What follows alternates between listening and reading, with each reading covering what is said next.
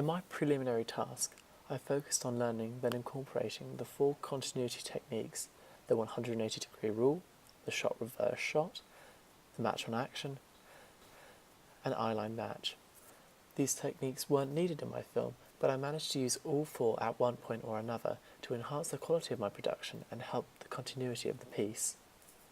I was happy at how I used these techniques in my preliminary task, and this is the same for my finished project. Despite this though, I was in fact criticised for breaking the 180-degree rule at points in my production. This is because I had not paid close enough attention to them.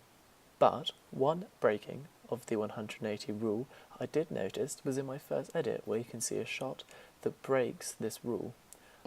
I then rectified this by flipping the shot in my final edit, and I feel this shows a conscious effort of my own part to make sure that I've learnt from my prelim task. And when concerning the other techniques I used, I feel they are more subtly added into my finished sequence, which in essence is their aim. Blackheath was not intended to be my original project. When I first set out to do my opening sequence, I took doing a social drama under the name of Constance.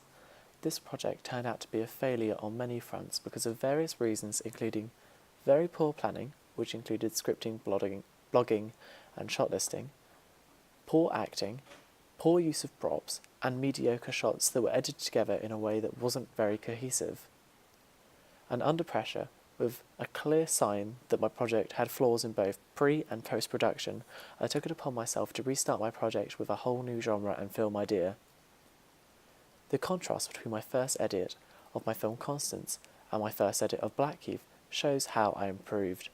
I took time and consideration in planning, forming a clear script that I would be able to follow, and I also equipped myself with a camera and tripod that were more advanced, allowing me to take better quality video, and in post-production I made sure it was edited carefully, taking into consideration the continuity techniques. I also put more effort into sound editing and how the audio worked in junction with the music, something that was a noticeable flaw in my preliminary task, as I found the audio in this task was sometimes drowned out by the music, which was too loud. I feel I tried to keep my editing of shots sharp and clear in all my projects, as my style as an editor always tried to revolve around keeping my scenes in my films as concise as possible. But what progress in editing I made, as mentioned before, was in the audio side.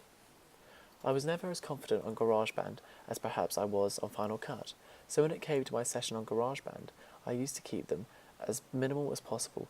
This reduced the effect it had on my work.